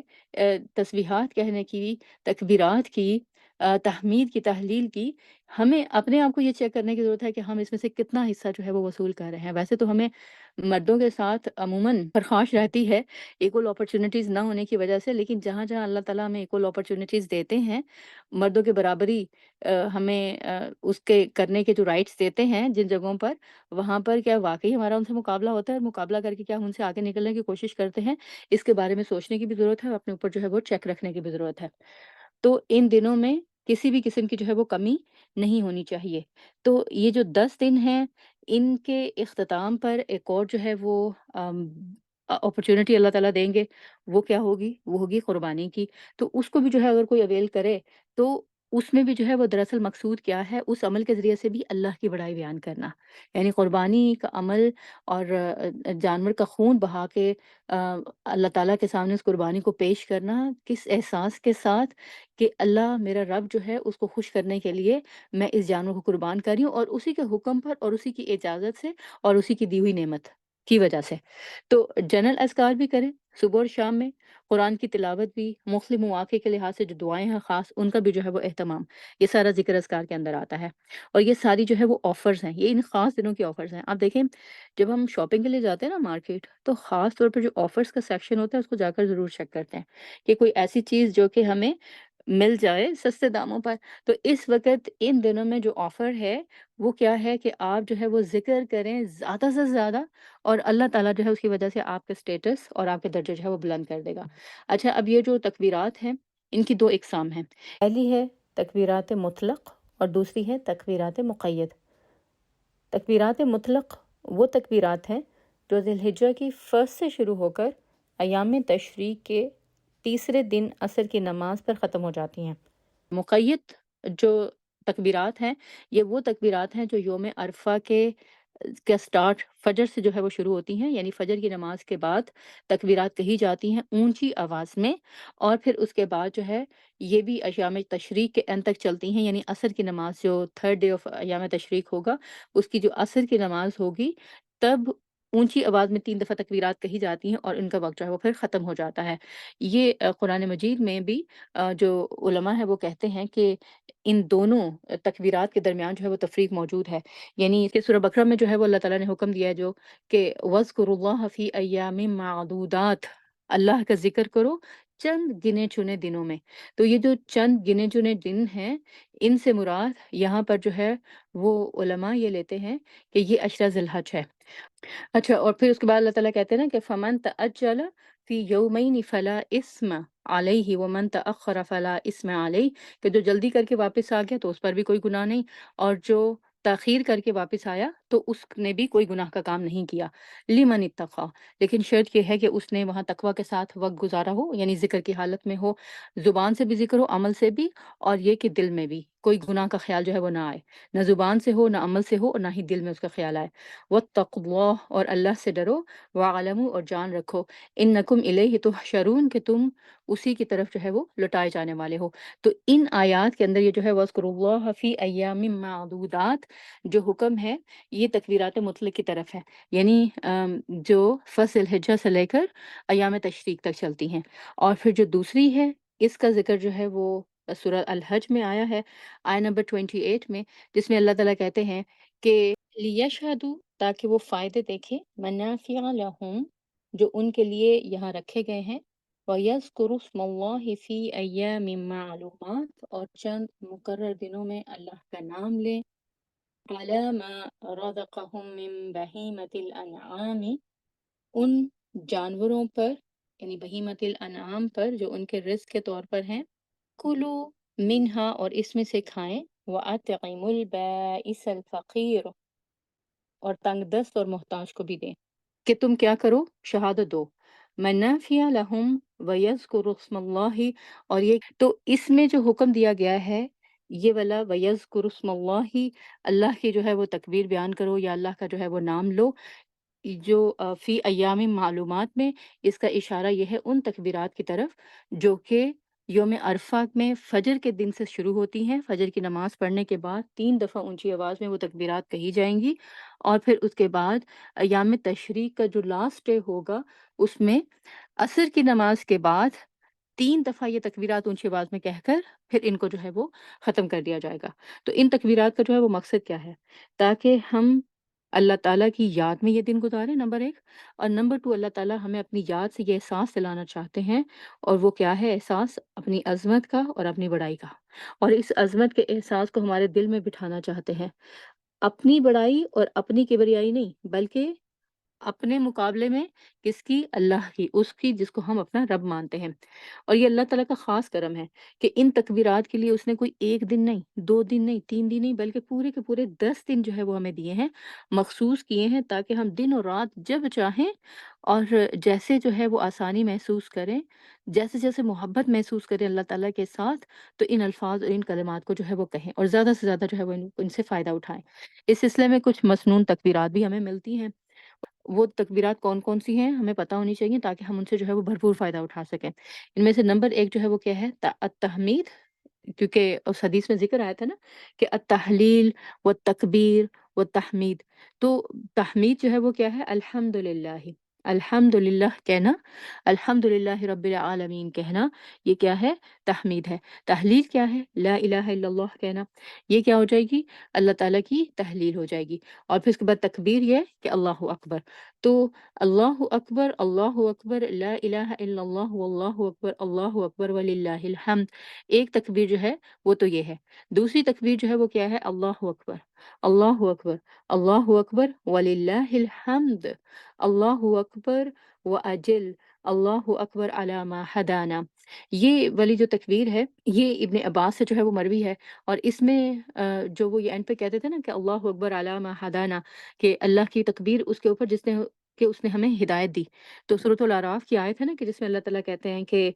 جنتی جو ہے وہ جنت میں جائیں گے تو وہ جو کلمہ کہیں گے کہ الحمد للہ الذی ہدانا لہذا وما کننا لنہتدی لولا ان ہدانا اللہ، کہ اگر اللہ ہی ہمیں ہدایت نہ دیتا تو ہم یہاں تک نہیں پہنچ سکتے تھے۔ تو وہ اس کے رسپانس میں کیا کہتے تھے؟ اللہ اکبر علی ما ہدانا۔ تو آپ اس تکبیر کو بھی کہہ سکتے ہیں جب کبھی آپ کو کسی بات کے بارے میں شعور حاصل ہو، کچھ علم حاصل ہو جائے، کچھ بات پتہ چل جائے، کوئی اچھا عمل آپ کر لیں، تو اس کے اوپر جو ہے وہ آپ یہ تکبیر کہہ سکتے ہیں، اور اللہ تعالیٰ کی بڑائی جو ہے وہ بیان کر سکتے ہیں، کیونکہ بعض اوقات جو ہے وہ جیسے ہی ہم کوئی اچھا عمل کرتے ہیں تو شیطان فوراً ہمارے دل میں جو ہے وہ خیال ڈالتا ہے، میں بہت اچھی، شکر ہے میں نے یہ کر لیا، لیکن وہ جو شکر ہم ادا کر رہے ہوتے ہیں اس میں اللہ تعالیٰ کا شکر جو ہے وہ کم ہوتا ہے، اور اپنی اپریسیشن جو ہے وہ زیادہ ہوتی ہے۔ تو جب یہ الفاظ کہیں گے نا کہ اللہ اکبر، اللہ ہی کی بڑائی ہے، اللہ کی توفیق سے یہ ہوا ہے کہ میں ہدایت کے راستے پر ہوں، تو یہ تکبیر جو ہے اس سلسلے میں جو ہے ہماری بڑی مدد کرے گی۔ اچھا، پھر اس کے بعد ایک اور تکبیر ہے، اللہ اکبر کبیرہ والحمد للہ کثیرہ وسبحان اللہ بکرۃ واصیلا۔ یہ بھی بہت امپورٹنٹ ہے کہ آپ صلی اللہ علیہ وسلم ایک دفعہ نماز کے لیے کھڑے تھے اور کسی شخص نے جو ہے وہ یہ کلمات کہے۔ نماز کے بعد آپ صلی اللہ علیہ وسلم نے پوچھا یہ کلمات کہنے والا شخص کون ہے؟ تو ایک صحابی جو ہے وہ آگے بڑھے، انہوں نے کہا کہ میں نے یہ کلمات کہے تھے۔ تو آپ نے کہا مجھے حیرانی ہوئی کہ ان کلمات کو لینے کے لیے آسمان کے دروازے کھولے گئے۔ تو آسمان ہمیں جیسے بند نظر آتا ہے ایک بالکل فلیٹ چھت کی طرح، ایسا نہیں ہے، اس میں جو ہے وہ دروازے ہیں، اور ان دروازوں سے ہمارے اعمال اوپر چڑھتے ہیں، ہمارے زبان سے نکلے ہوئے الفاظ اوپر لے جائے جاتے ہیں، ان کو ریسیو کیا جاتا ہے، اور ان کے مطابق جو درجات ہوتے ہیں پھر ہمارے جو ہے وہ بلند ہوتے ہیں۔ تو یہ کلمات ایسے ہیں کہ ان کے لیے اسپیشلی آسمان کے دروازے کھولے جاتے ہیں۔ تو آپ جب دھیان سے ان کو کہیں گے اور پورے خلوص کے ساتھ کہیں گے، محبت کے ساتھ کہیں گے، اللہ تعالیٰ کی بڑائی کا احساس اس کو محسوس کر کے کہیں گے، تو ان کلمات کا اثر اور ان کا حسن اور خوبصورتی جو ہے وہ اور بڑھ جائے گی۔ اچھا، ایک اور جو ہے وہ مسنون تکبیر وہ کیا ہے؟ وہ ہے کہ لا الہ الا اللہ وحدہ لا شریک لہ لہ الملک و لہ الحمد وہو علی کل شیء قدیر۔ جو چوتھا کلمہ ہے یہ وہی ہے۔ اس کے اندر مختلف جو ہمارے سلف تھے ان میں اختلاف پایا جاتا ہے۔ بعض نے اس سے پہلے جو ہے وہ اللہ اکبر کہی ہے، اور بعض نے جو ہے وہ اللہ اکبر نہیں کہی ہے۔ بعض نے کہا اللہ اکبر، اللہ اکبر، اللہ اکبر، لا الہ الا اللہ وحدہ لا شریک لہ لہ الملک ولہ الحمد وہو علی کل شیء قدیر۔ تو اس کو آپ جو ہے وہ دونوں طریقوں سے کہہ سکتے ہیں۔ تو یہ تکبیرات ہیں مسنون جو کہ ہمیں ملتی ہیں۔ اسی طرح آپ اللہ اکبر تو کہتے ہی ہیں، اور وہ نمازوں میں کہتے ہیں۔ تو اس وقت بھی جب آپ اللہ اکبر کہہ کے ایک رکن سے دوسرے رکن کی طرف جا رہے ہیں تو اللہ تعالیٰ کی عظمت اور اس کی بڑائی کا تصور جو ہے یہ ہمارے دل میں جاگز نہیں ہونا چاہیے، ورنہ وہ پھر جو ایک رکن سے دوسرے رکن کی طرف جانا ہے وہ صرف اٹھک بیٹھک بن جاتی ہے، اور انسان کے اندر جو ہے وہ صرف عاجزی نہیں آ پاتی ہے۔ اچھا، پھر اس کے بعد آپ دیکھیں کہ جب آپ نماز کے بعد بیٹھتے ہیں تو اس وقت کیا کہتے ہیں؟ نیک عمل ہے نا وہ، تو اس کو کرنے کے بعد آپ بیٹھتے ہیں تو کیا کہتے ہیں؟ اللہ اکبر۔ یہ آپ صلی اللہ علیہ وسلم کی سنت تھی۔ پھر اس کے بعد کہتے ہیں 3 دفعہ استغفر اللہ، استغفر اللہ، استغفر اللہ، پھر اس کے بعد اللہم انت السلام۔ اس وقت یہ جو آپ اللہ اکبر کہہ رہے ہوتے ہیں، یہ ظاہر ہے کہ نماز کے بعد کی جو وظائف ہیں ان میں سے ہے، تو اس کو بھی دھیان سے کہیں، کیونکہ ہم ان چیزوں کے ساتھ اتنے یوز ٹو ہو جاتے ہیں کہ اس وقت ہمارے محسوسات جو ہے بالکل نم ہوئے ہوتے ہیں، اور ہم الفاظ تو منہ سے کہہ رہے ہوتے ہیں لیکن محسوس نہیں کر رہے ہوتے۔ اللہ کی بڑائی جو ہے وہ زبان سے ادا ہو رہی ہوتی ہے، لیکن دل جو ہے وہ اس وقت بالکل ایک نمنگ پوزیشن میں ہوتا ہے۔ تو دل کو بھی جگا کر، حاضر کر کے اللہ اکبر کہیں اور فیل کریں کہ واقعی اللہ بہت بڑا ہے، جس نے مجھے توفیق دی کہ میں اس کا یہ ذکر کر سکوں اور نماز پڑھ سکوں، اور اس کے بعد جو ہے وہ میں یہاں بیٹھ کے اس کا نام بھی بلند کر سکوں۔ پھر اس کے بعد یہ کہ تکبیرات کا جو ہے وہ طریقہ کار وہ کیا ہونا چاہیے، کیسے جو ہے ان کی ادائیگی ہونی چاہیے، یہ جو ہے وہ بہت ضروری ہے۔ ام اس میں سے زبان جو ہے وہ ہماری بہت امپورٹنٹ رول پلے کرتی ہے، لیکن صرف زبان سے ادائیگی جو ہے وہ کافی نہیں ہے، کیونکہ تکبیرات کا مقصد کیا ہے؟ اللہ کی عظمت کو محسوس کرنا۔ صرف زبان سے کہہ لینا کافی نہیں ہے، جب تک دل جو ہے وہ محسوس نہیں کرے اس کو۔ تو جب آپ اونچی آواز میں کہیں گے اللہ اکبر کی تکبیرات، تو اس وقت کیا ہوگا، کانوں سے یہ اثر دل میں جائے گا، اور یہ جو ریزوننس ہے، یہ جو آپ کی آوازوں کی گونج ہے، اور جو اس کی ایفیکٹ ہیں، یہ آپ کے دل پر بھی جو ہے وہ اثر کریں گے۔ اللہ کی بڑائی، اس کی کبریائی کا احساس، اس کی عظمت، یہ دل میں بیٹھنا جو ہے یہ ضروری ہے۔ اور یہ جو کبریائی اور عظمت جس کا اعلان اور دعویٰ ہم اپنی زبان سے کئی بار کرتے ہیں دن میں۔ اب دیکھیں اذان ہوتی ہے تو کیا ہوتا ہے، اللہ اکبر کے ساتھ اس کا آغاز ہوتا ہے، اور ہم بھی پیچھے اگر سنیں تو جواب دیتے ہیں۔ اقامت ہوتی ہے تب بھی اللہ اکبر کے ساتھ ہوتا ہے۔ نماز صلاح کا آغاز ہوتا ہے اللہ اکبر کے ساتھ ہوتا ہے۔ ایک رکن سے دوسرے رکن میں ٹرانسفر ہوتا ہے جب، تو وہ تب بھی جو ہے وہ اللہ اکبر ہوتا ہے۔ لیکن کیا واقعی اس اللہ کو ہم اکبر سمجھتے ہیں؟ کیا دل واقعی اس وقت جو ہے وہ اللہ کی اس کبریائی کو محسوس کر رہا ہوتا ہے؟ سوال یہ ہے نا، کیا دل میں بھی وہی بڑا ہے؟ کیا زندگی میں بھی سارے معاملات جو بھی ہم کرتے ہیں، وہ اسی کے کہنے پہ کرتے ہیں، اس کو بڑا سمجھ کر کرتے ہیں، اسی سے رجوع کرتے ہیں، اسی سے بات کرتے ہیں، اسی سے پوچھتے ہیں؟ کیونکہ ہم اپنے گھر گھر کے بڑوں سے تو اپنی زندگی کے معاملات شیئر کرتے ہیں، پوچھتے ہیں، پوچھ کر چلتے ہیں۔ تو اللہ تعالیٰ سے بھی ہمیں پوچھ پوچھ کر ہی چلنا ہے اپنی زندگی میں، اگر ہم اس کو واقعی بڑا سمجھتے ہیں۔ تو جب اگر بڑا نہیں سمجھتے پھر اپنی مرضی کر سکتے ہیں، لیکن ایک طرف زبان سے ہم کہتے ہیں اللہ اکبر، اور دوسری طرف جو ہے وہ عمل سے یہ پتہ نہ چلے کہ واقعی ہم اس کو اللہ اکبر سمجھتے ہیں، تو پھر یہ دو رنگی زندگی ہے، یہ منافقت والی زندگی ہے۔ تو ہم سب کو جو ہے، ہمیں اپنے بارے میں بڑی اچھی طرح پتہ ہے کہ ہم اللہ کو کہاں کہاں بڑا سمجھتے ہیں، اور اپنے آپ کو کتنا بڑا سمجھتے ہیں، یا اللہ کے مقابلے میں دوسرے لوگوں کو کتنا بڑا سمجھتے ہیں۔ ویری ویری فرینک، ہمیں پتہ ہے بڑی اچھی طرح سے اپنے بارے میں۔ ہمارا موڈ اچھا ہو نا، تو خوب دل لگا کر نماز پڑھتے ہیں۔ تو کیا ہے یہ اللہ کو بڑا سمجھنا ہے، یا کہ میرا دل آج بڑا ہلکا پھلکا تھا، نماز پڑھنے کو دل چاہ رہا تھا تو نماز میں دل بھی لگا۔ تو یہ ہم نے کیا کیا، دل کو بڑا جانا، دل کی فیلنگز، موڈ، اچھا موڈ برا ہے اور کسی پر غصہ ہے، تو وہ اس کا اثر بھی سارا ہماری نماز میں جھلکے گا۔ پوری نماز میں وہی خیالات آتے رہیں گے، یہ کیوں اس نے کہا، ایسا کیوں ہوا، مجھے یہ کہنا چاہیے تھا۔ تو اس میں ہم اللہ تعالیٰ کی کبریائی بیان کرتے ہیں، یا پھر یہ کہ عملی طور پر اپنے آپ کو اتنا بڑا اور ایلیویٹ کر لیتے ہیں کہ اللہ کے مقابلے میں اپنے بارے میں ہی سوچ رہے ہوتے ہیں، اپنے خیالات، اپنے احساسات جو ہیں وہی جو ہے وہ بہت امپورٹنٹ ہوتے ہیں۔ کسی سے بہت ناراض ہو نا، اور معاف کرنے کو دل نہ چاہ رہا ہو، تو کیا کہیں گے اس وقت، میرا دل نہیں چاہ رہا۔ کبھی کبھی دل کے خلاف جا کر اللہ کے لیے بھی کسی کو معاف کر کے دیکھا کریں، پھر پتا چلے گا اللہ بڑا ہے۔ اس معاف کرنے میں جو آگ ہے نا، وہ آپ کے دل کو جلاتی ہے، پھر آپ کو احساس ہوتا ہے ہاں اللہ بڑا ہے، پھر آنکھوں سے آنسو بھی آتے ہیں، ہاں اللہ بڑا ہے۔ تو اللہ تعالیٰ یہاں کیا کہتے ہیں کہ اپنے آپ کو چھوٹا محسوس کرو، یہ اللہ کو سب سے زیادہ پسند ہے۔ ہماری زندگی میں اللہ اکبر کا صرف دعویٰ ہے، لیکن اگر اس کو حقیقت میں دیکھا جائے تو اس وقت کیا ہے، اس وقت ہماری کیفیت کیا ہوتی ہے؟ دراصل ہم سب سے آگے ہوتے ہیں، ہمارا دل سب سے آگے ہوتا ہے، ہمارا موڈ سب سے آگے ہوتا ہے، ہمارے رشتے سب سے آگے ہوتے ہیں، دنیا والے سب سے آگے ہوتے ہیں، ان کی بڑائی سب سے زیادہ ہوتی ہے، ان سے زیادہ ہم جو ہے وہ امپریس ہوتے ہیں۔ جبکہ اصل بڑائی کس کی ہونی چاہیے؟ دل میں، دل کے جذبات میں، خوشی میں، غصے میں، نفرت میں، اللہ کی بڑائی، اللہ بڑا ہے۔ اللہ نے کیا مجھے یہ کرنے کا حکم دیا ہے؟ اوکے، مجھے اجازت دی ہے، میں اس کو اویل کر لوں، تو ٹھیک ہے، کر لیں۔ اگر اللہ نے اجازت نہیں دی پھر بھی ہم کرنا چاہتے ہیں، میرا موڈ نہیں ہے، مجھے غصہ آیا ہوا تھا، اور میری بات نہیں سنی گئی، مجھے اپریشیٹ نہیں کیا گیا، تو یہ ساری باتیں اس کا مطلب پھر کیا ہے؟ اللہ بڑا نہیں ہے، ہمارا دل، ہمارے دل کی خواہشات جو ہے وہ زیادہ بڑی ہیں۔ تو تکبیرات کا اہتمام ان دنوں میں خاص طور پر اللہ کی یہ جو بڑائی کا دعویٰ ہم کرتے ہیں نا اپنی زبان سے، اس کو دل میں جگہ دینے میں بڑی مدد کرے گا۔ کانوں کے ذریعے سے جب یہ الفاظ ہمارے دل میں اتریں گے نا، تو دل اس کو جو ہے وہ محسوس کرے گا، کیونکہ آوازوں کے اندر اللہ نے طاقت رکھی ہے۔ تو اگر کبھی ایسا ہو بھی رہا ہو نا کہ دل میں اپنی بڑائی کا خیال آ رہا ہو، اس وقت اونچی آواز میں کہا کریں اللہ اکبر، اللہ اکبر، الحمد للہ، اللہ اکبر۔ آپ دیکھیے گا آپ کی یہ جو اپنی بڑائی والی کیفیات ہوں گی نا، بڑی جلدی کنٹرول میں آ جائیں گی۔ تو یہ جو اپرچونٹیز ہیں نا ان دنوں میں، ان کو جو ہے وہ اویل کرنا ہے، اور تکبیرات خاص طور پر ان 10 دنوں میں، جن کو حج کے جو ہے وہ ایام کہا جاتا ہے، جہاں حاجی ساری دنیا سے جو ہے وہ حج کے لیے اکٹھے ہو رہے ہوتے ہیں، جمع ہو رہے ہوتے ہیں، طواف ہو رہا ہوتا ہے، سعی اور دعائیں، صدقات، اور اسی طرح جو ہے وہ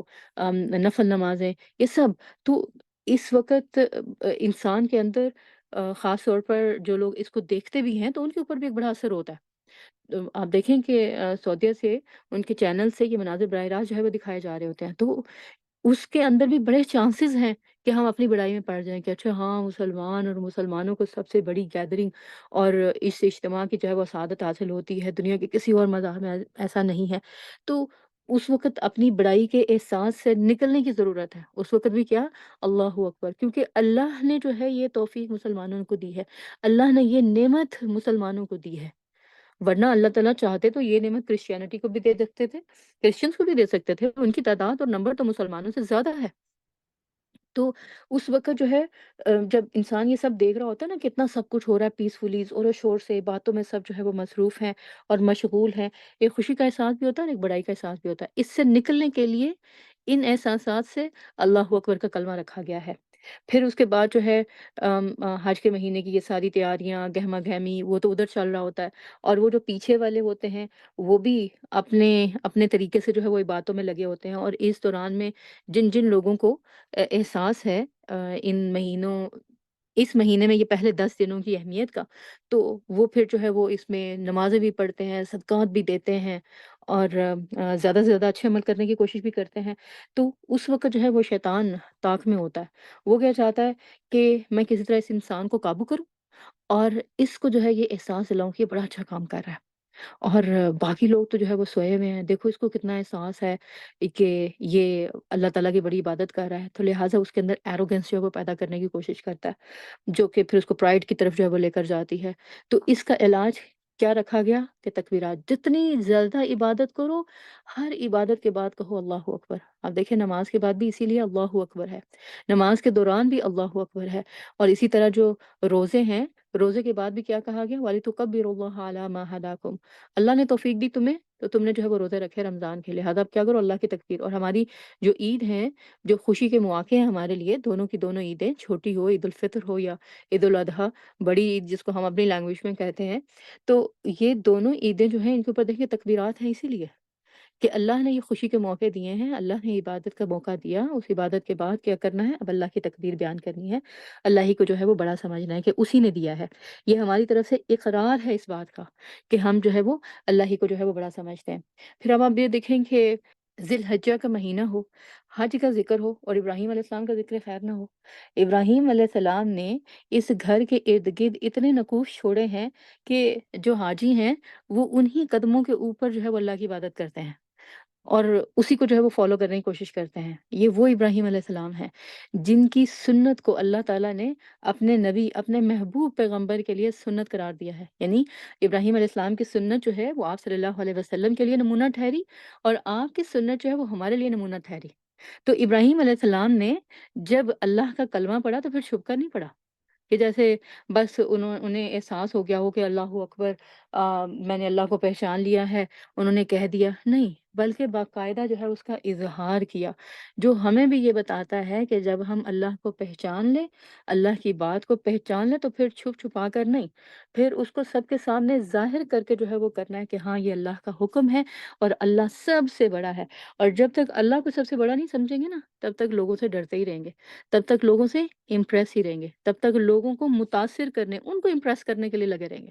ان کو خوش کرنے میں لگے رہیں گے، ساری کی ساری کوششیں جو ہے وہ اسی میں جو ہے وہ لگ جائیں گی۔ تو یہ جو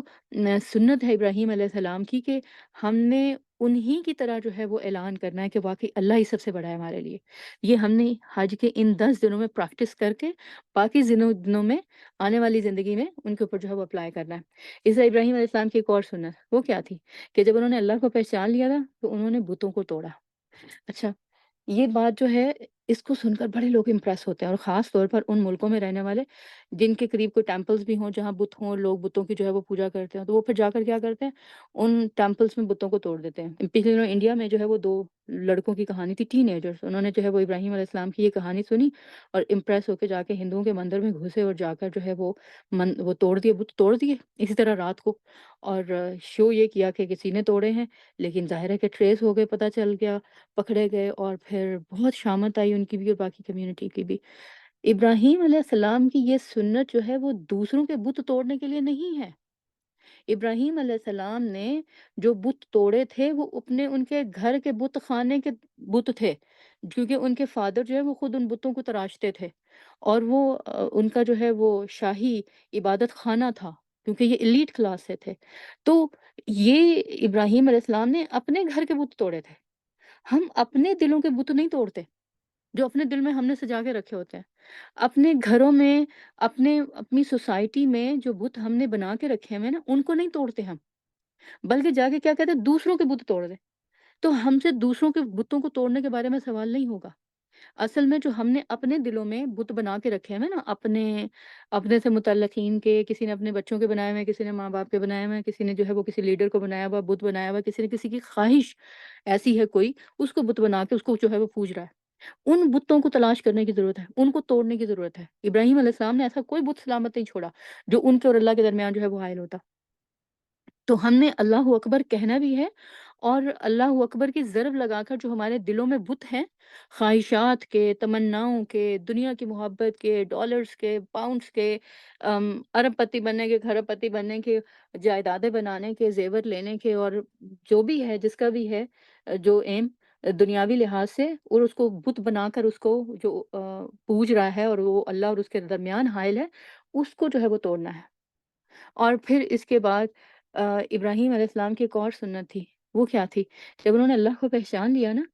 اپنی عقل کا استعمال کر کے کویشچن کیے، تو اس کے بعد جو ہے وہ اس کویشچن سے وہ اللہ تک پہنچے۔ تو ہم بھی جو ہمارے ارد گرد معاشرے میں موجود ہیں بہت ساری ایسی چیزیں جو کہ کویشچنیبل ہیں،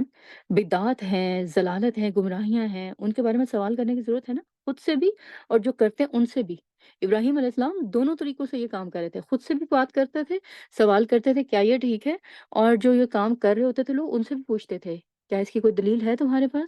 کہاں سے تم نے یہ طریقہ سیکھا۔ تو ابراہیم علیہ السلام بہت انٹلیکچوئل تھے۔ ہم آج برینی، انٹلیکچوئل لوگوں سے بڑے متاثر ہوتے ہیں۔ آج کا دور چونکہ نالج کا دور ہے، علم کا دور ہے، تو یہ سب سے زیادہ انٹلیکٹ کو یوز کرنے والے، انٹیلیجنس کو یوز کرنے والے ابراہیم علیہ السلام ہیں، پیغمبروں میں سے جن کی مثال ہمیں ملتی ہے قرآن میں۔ تو اس میں وہ اپنے سوالوں سے جو ہے وہ دوسروں کو بتاتے تھے کہ اللہ کتنا بڑا ہے، اور وہ کتنے چھوٹے چھوٹے کام جو ہے وہ کر رہے ہیں، اللہ کا نام لگا کر رہے ہیں، اور اللہ کے اوپر ایسے بہتان لگانا دراصل جو ہے ان کی اپنی ضلالت و گمراہی کی دلیل ہے، اس سے اللہ کو کوئی نقصان نہیں ہوتا۔ تو یہ بھی سنت ہے اس میں جو ہے وہ سیکھنے والی، کہ اللہ کی عظمت کو جب پہچان لینا ہے تو پھر اس کا اظہار کرنا ہے اس طریقوں سے۔ اچھا، پھر اس کے بعد جو ہے خاص طور پر جب ان دنوں میں 10 ذی الحجہ کی ہم بات کریں، یہ اگر ہمیں نصیب ہو جائے تو پہلی سے لے کر 13 ذی الحجہ تک کیا کرنا ہے، زبان سے جو ہے وہ تکبیرات کو جاری رکھنا ہے، دن ہو یا رات ہو، بازار ہو، مسجد ہو، گھر میں ہو، راستے میں ہو، اللہ ہی کی کبریائی کو بیان کرنا ہے۔ ہر وہ جگہ جہاں پر اللہ تعالیٰ کا ذکر ہو سکتا ہے وہاں پر جو ہے وہ آپ تکبیرات کہیں اور اونچی آواز میں کہیں۔ جب زبان سے اللہ کا ذکر جاری ہو جائے تو پھر اس کا ذکر جو ہے وہ دل بھی جو ہے وہ ذکر کا ساتھ دیتا ہو، وہ بھی جو ہے وہ جاگا ہوا ہو، سویا ہوا نہ ہو، اور زندہ حالت میں ہو، کہ اس کی تکبیرات جو ہے وہ ہم نے کیسے کہنی ہے، کہ صرف زبان سے دعوے اور کلیم نہیں کرنے، بلکہ ہم نے جو عملی طور پر بھی وہ کام کر کے دکھانے ہیں جو کہ اللہ تعالیٰ کی عظمت کا اظہار کرتے ہوں، کیونکہ آپ دیکھیں جو دعوے اور کلیم ہوتے ہیں نا، یہ پریکٹیکل گراؤنڈ پر عموماً فیل ہو جاتے ہیں، اور ٹیسٹ گراؤنڈ جو ہے وہ اگر پاس نہ کرے ان کو تو وہ صرف دعوے رہ جاتے ہیں، امتحان کی کسوٹی پر ان کو پورا اترنا پڑتا ہے۔ تو لہٰذا صرف زبانی دعوے نہیں بلکہ عمل سے بھی جو ہے وہ ہم نے کیا کرنا ہے، ابراہیم علیہ السلام کی سنت کو فالو کرتے ہوئے ہر وہ کام کرنا ہے جو کہ اللہ تعالیٰ نے کرنے کو کہا ہے، اور ہر اس کام سے پیچھے رہنا ہے جس کے کرنے سے اللہ تعالیٰ نے منع کیا ہے۔ عمل سے بھی جو ہے وہ پھر کیا ہوگا کہ اس کا جو ہے وہ اظہار ہوگا۔ تو تکبیرات کے مقاصد جو ہے وہ کیا تھے کہ ہم نے علل اعلان جو ہے وہ مومن بننا ہے، اللہ کی بڑائی کا اظہار کرنا ہے، اللہ تعالیٰ کے بتائے ہوئے احکامات کو، دین کو، شریعت کو جو ہے وہ اپنے اوپر لاگو کرنا ہے۔ اس سے جو ہے وہ کیا ہوگا، اللہ کی کبریائی کا اظہار ہمارے عمل سے بھی ہوگا۔ اور خاص طور پر ان دنوں میں صحابہ اسی جو ان کی تکبیرات کا معمول تھا، اس سے جو ہے وہ اللہ کی جو ان کی زندگی میں امپورٹنس تھی، اہمیت تھی، اس کا اظہار کرتے تھے۔ صحابہ کے بارے میں آتا ہے کہ وہ تکبیرات کی دن و رات میں بہت ریپیٹیشن جو ہے وہ کرتے تھے، مختلف طریقوں سے، اور یہ ان کو ان کے مقاصد کے جو ہے وہ زیادہ قریب کرتا تھا۔ جیسے کہ عبداللہ بن عمر اور حضرت ابو ہریرہ، ان کے بارے میں یہ ملتا ہے کہ ان کے بارے میں یہ ذکر ملتا ہے کہ ان ایام میں یعنی حج کے دنوں میں وہ بازار بھی جاتے، تو بازار میں بھی جو ہے وہ تکبیریں کہتے ہوئے جاتے تھے، اور پھر اس کے بعد جو ہے اس پر لوگ بھی ان کے ساتھ ساتھ تکبیرات کہنے لگ جاتے تھے۔ جب وہ بازار جاتے تو تکبیرات کہتے ہوئے جاتے تھے، اور اس پر لوگ بھی ان کے ساتھ جو ہے وہ تکبیرات کہنے لگتے تھے، یعنی جب جاتے تو اونچی اونچی آواز میں تکبیرات کہتے، اور باقی لوگ بھی ان کے ساتھ جو ہے وہ تکبیریں کہنے لگتے تھے۔ اس سے بعض اوقات ہوتا ہے کسی کو جو ہے وہ بھولا بھٹکا جو ہے اس کو بھی یاد آ جائے، اور وہ بھی اللہ کا ذکر جو ہے وہ کرنے لگ جائے، اس سے یہ جو ہے وہ مقصود ہے۔ اچھا، اسی طرح جو ہے محمد بن علی، یہ ان کے بارے میں جو ہے وہ پتہ چلتا ہے کہ امام بخاری ان سے جو ہے وہ روایت لے کر آئے ہیں کہ نوافل کے بعد بھی یہ تکبیرات کو بلند کرتے تھے، یعنی فرض کے بعد تو کرتے ہی کرتے تھے، یعنی تکبیرات کو جو طریقہ کار ہے اس میں ایک طریقہ یہ ہے کہ آپ فرض نماز کے بعد اونچی آواز میں جو ہے وہ تکبیرات کہیں، تو یہ فرض نماز میں تو کہتے ہی کہتے تھے، نوافل کے بعد بھی جو ہے وہ تکبیرات کہتے تھے ان 10 دنوں میں۔ اچھا، اسی طرح حضرت عبداللہ ابن عمر کے بارے میں امام بخاری نے یہ نقل کیا ہے کہ وہ مینا میں آتے تو چونکہ عموماً امیر حج بنا کر بھیجے جاتے تھے، تو وہ مینا میں اپنے خیمے میں یعنی اپنے ٹینٹ میں جو ہے وہ اونچی آواز میں تکبیرات کہتے، تو جو مسجد مینا ہے وہاں پر بھی لوگ ان کی آواز سنتے تو اونچی آواز میں تکبیرات شروع کر دیتے، یہاں تک کہ پورا مینا جو ہے وہ ان کی اونچی آواز کی تکبیروں کے ساتھ جو ہے وہ گونجنے لگتا۔ اچھا، ہم اگر وہاں نہیں گئے اور ہم مسجد میں جا کر جو ہے وہ تکبیرات نہیں کہہ سکتے، تو کیا ہمارے گھر میں یہ گونج پیدا ہو سکتی ہے؟ کیا گھر میں یہ کر سکتے ہیں ہم ایسے؟ جیسے کہ ابن عمر کرتے تھے، جیسے کہ حضرت ابو ہریرہ کرتے تھے، اونچی آواز میں لوگ ان کے ساتھ مل کر کرتے تھے، تو اس کا مطلب یہ ہے کہ ہم اپنے گھر میں بھی کبھی ایسے کریں کہ ہمارے گھر میں بھی تکبیرات گونجے۔ دیکھیں، ہمارے گھر میں آ، ٹی وی جب چلتا ہے تو اس کے اوپر جو ہے وہ بہت سا میوزک بج رہا ہوتا ہے۔ کبھی وہ ایڈورٹائزمنٹ کے پیچھے بج رہا ہوتا ہے، کبھی کوئی جو ہے وہ گانا شروع ہو گیا، کبھی بعض لوگ تو بے احتیاطی میں پھر اس کو چلتے رہنے دیتے ہیں، اور نیوز لگی تو اس کے پیچھے چلنا شروع ہو گیا۔ تو ان میوزک کی آوازوں سے تو ہمارے گھر گونجتے رہتے ہیں، لیکن کیا کبھی تکبیرات سے بھی گونجے ہیں؟ اور کیا تکبیرات سے بھی جو ہے وہ یہ گونج پیدا ہوئی ہے؟ اس کی جو ہے ہمیں فکر کرنا چاہیے۔ یہ جو سنت کے طریقے ہیں، جو صحابہ کے آثار سے ہمیں پتہ چلتے ہیں، ان کے اوپر جو ہے وہ توجہ دینے کی ضرورت ہے۔ اچھا، پھر وہ مینا میں اپنے ٹینٹ میں صلات کے بعد بھی جو ہے وہ کیا کرتے تھے؟ نمازوں کے بعد یعنی کہ اونچی آواز میں تکبیر کہتے، لوگوں میں بیٹھ کر مسائل بیان کرتے مجلس میں، تو اب بھی جو ہے وہ اونچی آواز میں تکبیرات جو ہے وہ کہتے تھے۔ اسی طرح چلتے پھرتے بھی جو ہے وہ اونچی آواز میں تکبیرات کہتے تھے۔ تو اللہ کے نبی صلی اللہ علیہ وسلم نے جو ہمیں تکبیرات کی تعلیم دی ہے، اس سے ہمیں یہ بات سمجھائی ہے کہ یہ عظمت والے دن ہیں، تو ان تکبیرات کے ذریعے ان میں اللہ تعالیٰ کی جو ہے وہ عظمت بیان ہونی چاہیے۔ اچھا، یہ تو مردوں کا بیان تھا، تو کیا عورتیں بھی اونچی آواز میں تکبیر کہہ سکتی ہیں؟ کہنی چاہیے ان کو؟ تو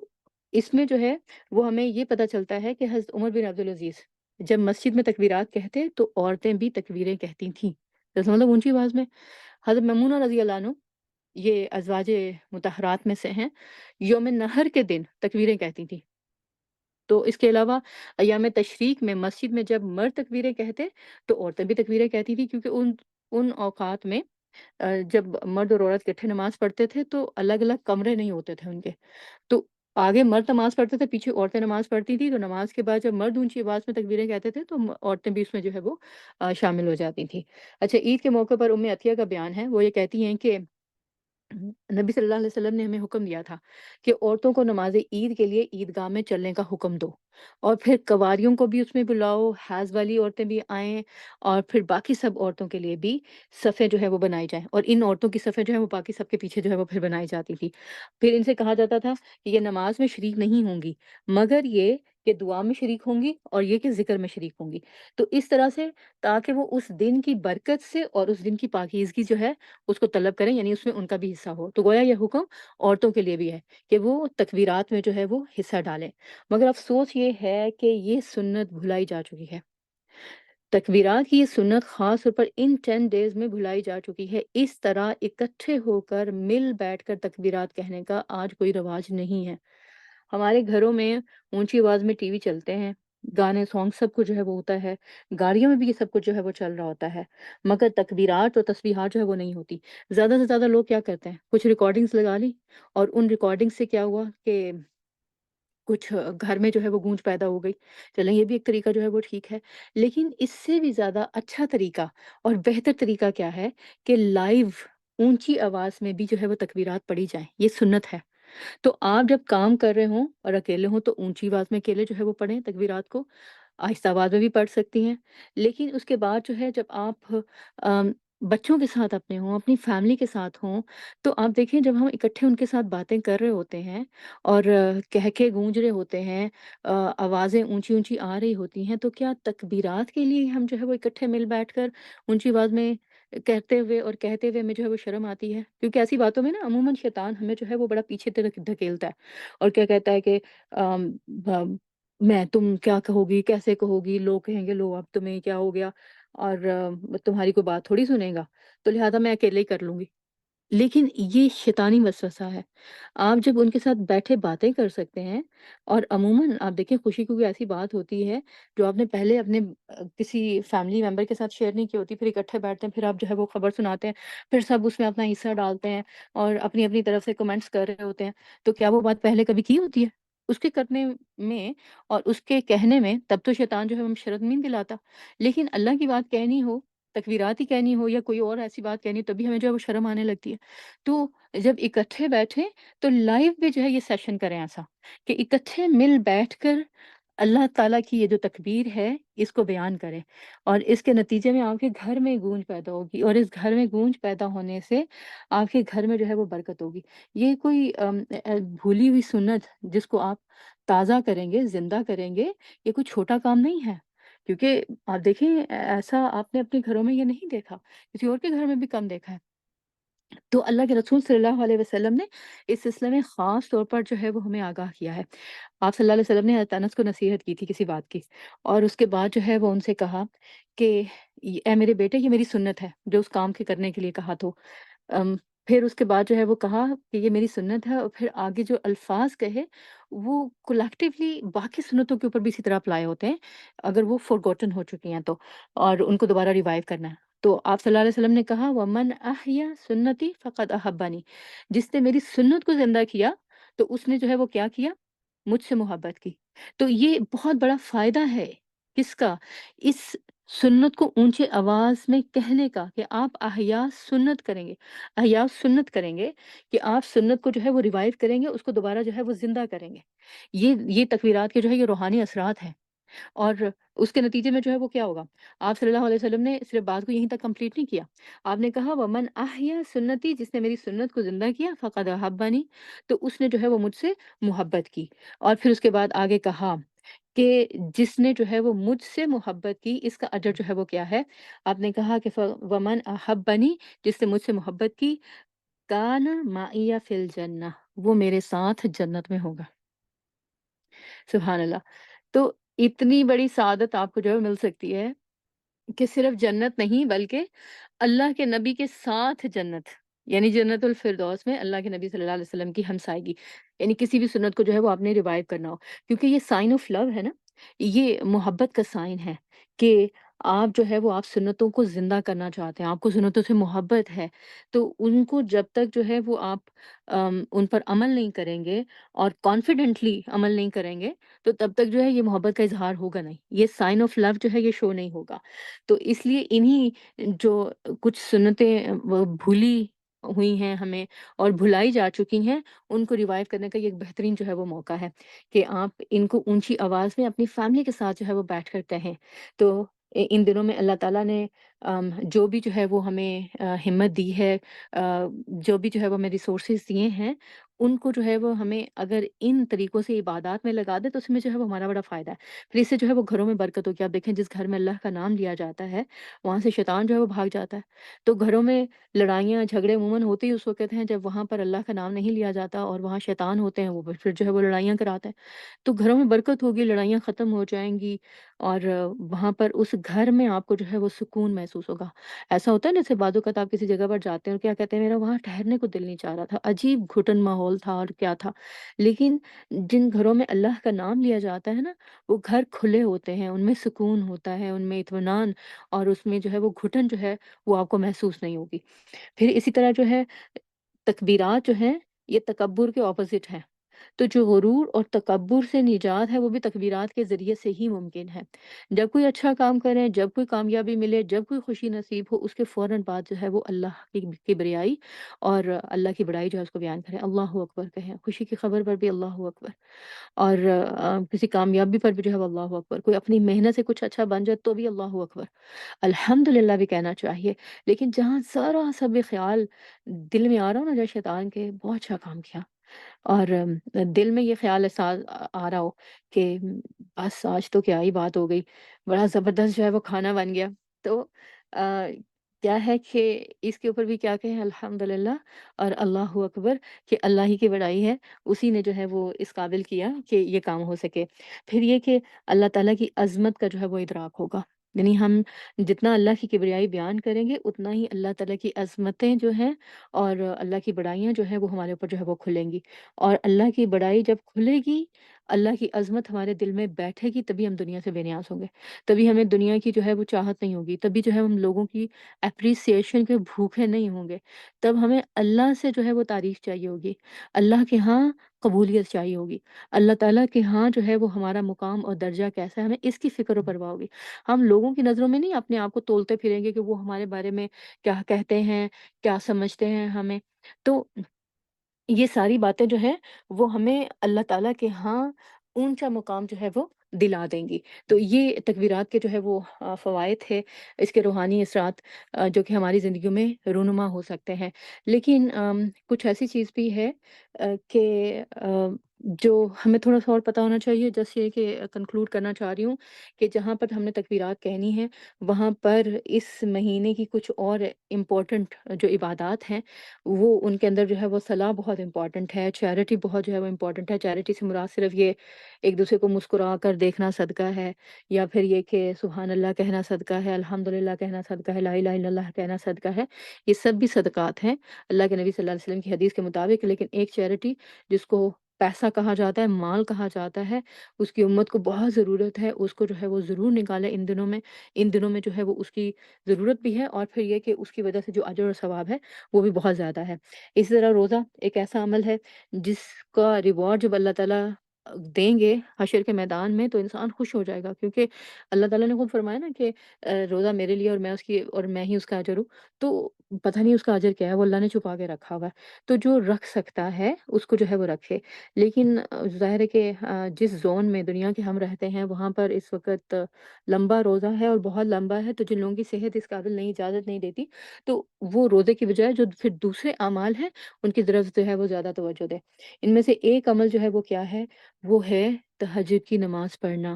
آپ دیکھیں اللہ تعالیٰ نے ہمیں دو شرف آلریڈی دے دیے ہیں۔ ایک شرف ہمیں انسان بنا کر دیا، کیا کہا کہ تم اشرف المخلوقات ہو، کہتے ہیں نا ہم انسان ہیں، اشرف المخلوقات ہیں، تو ایک شرف یہ مل گیا، عزت مل گئی اللہ کی طرف سے۔ دوسرا شرف ہمیں یہ دیا کہ ہم سے پوچھے بغیر، ہماری ریکویسٹ کے بغیر، کوئی اسٹرگل تگ و دو کوشش کے بغیر اللہ تعالیٰ نے ہمیں مسلمان بنا دیا، یہ دوسرا شرف دیا۔ اب تیسرا شرف جو ہے وہ حاصل کرنا آپ کے اپنے ہاتھ میں ہے، اور وہ شرف جو ہے وہ کیا ہے، اور وہ ہے تہجد کی نماز کے ذریعے سے جو ہے وہ حاصل کرنا۔ تو ان نمازوں کی طرف خاص طور پر ان دنوں میں بہت جو ہے وہ توجہ دیں۔ آج کل راتیں چھوٹی ہیں، انسان تھک بھی جاتا ہے اور تھوڑی کوتاہی بھی ہو جاتی ہے، لیکن صرف ان 10 ڈیز میں، اگر آپ ویسے تہجد پڑھنے کے آتے ہیں تو بہت اچھی بات ہے، لیکن اگر نہیں ہے تو ان 10 ڈیز میں تو ضرور پڑھیں، اور پھر اس کو جو ہے وہ آگے آپ پرولونگ بھی جو ہے وہ کر سکتے ہیں۔ پھر اس کے بعد جو ہے وہ ایک اور بہت زبردست آفر جو کہ اس مہینے کی ہے، اور وہ ہے قربانی کی آفر، جو کہ ان 10 دنوں کے اختتام پر ہے، 10 ذی الحجہ کو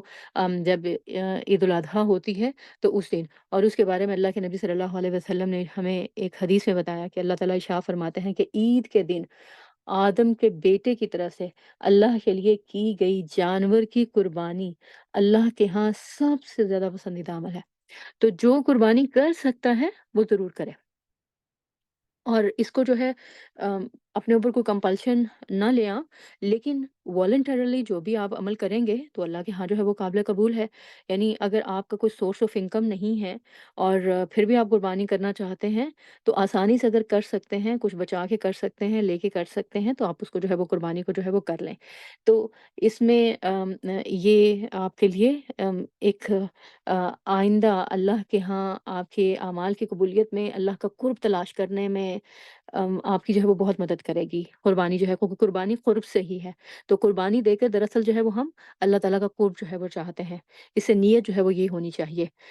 پھر اس کے علاوہ ایک بہت امپورٹنٹ چیز وہ کیا ہے، ذکر الہی ہو، عبادت ہو، نیک اعمال ہوں، یہ سب رزق کی اقسام ہے۔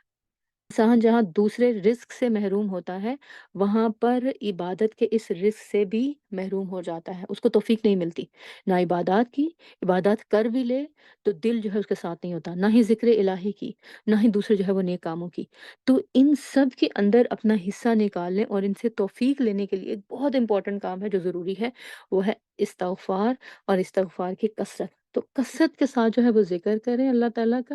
اور اللہ سے توفیق مانگے لا حول ولا قوت پڑھ پڑھ کے، اور اس کے بعد گناہوں سے جو ہے وہ چھٹکارا پانے کے لیے کیا کریں، استغفار کی جو ہے وہ کثرت کریں۔ اس سے اللہ تعالیٰ جو ہے وہ آپ کے استغفار کے اس برکت سے آپ کو نیک اعمال میں بھی آگے بڑھائے گا، آپ کو ذکر کی لذت بھی جو ہے وہ عطا کرے گا، اور آپ کی عبادات جو ہیں اس کے رزق سے بھی آپ کو جو ہے وہ محروم نہیں رکھے گا۔ تو اللہ تعالیٰ جو ہے وہ ہمارے ذکر میں اثر پیدا کرے کہ ہمارا دل جو ہے وہ اس کا ساتھ دے، اور ہمارے عمل سے جو ہے وہ جھلکے، ہمیں ذکر کی لذت عطا کرے، ہمیں عبادت کے رزق سے محروم نہ کرے، اور ہماری عبادتوں کو اپنے ہاں جو ہے وہ قبول کرے۔ تو آج کے سیشن میں پھر ہمارے کرنے کے جو کام ہیں، جو ہم نے سیکھے ہیں آج، وہ یہ ہیں کہ ہر نیک کام کے بعد تکبیرات کہنا ہے، بلند آواز سے تکبیرات کہنا ہے، اجتماعی طور پر تکبیرات کہنا ہے، تاکہ جو ایک سنت ہے بھولی بھٹکی وہ ریوائیو ہو سکے، اور گھروں میں اجتماعی طور پر تکبیرات کہنے کا رواج ہو سکے۔ تکبیرات کہتے ہوئے اللہ کی عظمت کو محسوس کرنا ہے، کیونکہ ساری بات احساس کی ہے، محسوس کرنے کی ہے۔ جب تک محسوس نہیں کریں گے تب تک اللہ تعالیٰ کی عظمت کا احساس ہمارے دلوں میں صحیح طریقے سے جاگزین نہیں ہوگا۔ ربنا تقبل منا انک انت السمیع العلیم۔ اللہ تعالیٰ ہمیں ان دنوں سے بھرپور فائدہ اٹھانے کی توفیق دے جو آئندہ آنے والے دن ہیں، اور جو آئندہ آنے والا ایک خاص دن ہے یوم عرفہ کا، جس دن جو ہے وہ ہم روزہ رکھ کے ہم 2 سالوں کے گناہوں سے چھٹکارا پا سکتے ہیں۔ اللہ تعالیٰ ہمیں اس سے بھی جو ہے وہ بھرپور فائدہ اٹھانے کی توفیق عطا کرے، اور جو وقت اور لمحات ہمیں میسر ہیں اس سے اپنی فرمان برداری کے کام لے۔ ربنا تقبل منا انک انت السمیع العلیم وتب علينا إنك أنت التواب الرحيم سبحان ربك رب العزة عما يصفون وسلام على المرسلين والحمد لله رب العالمين۔ السلام عليكم ورحمة الله وبركاته۔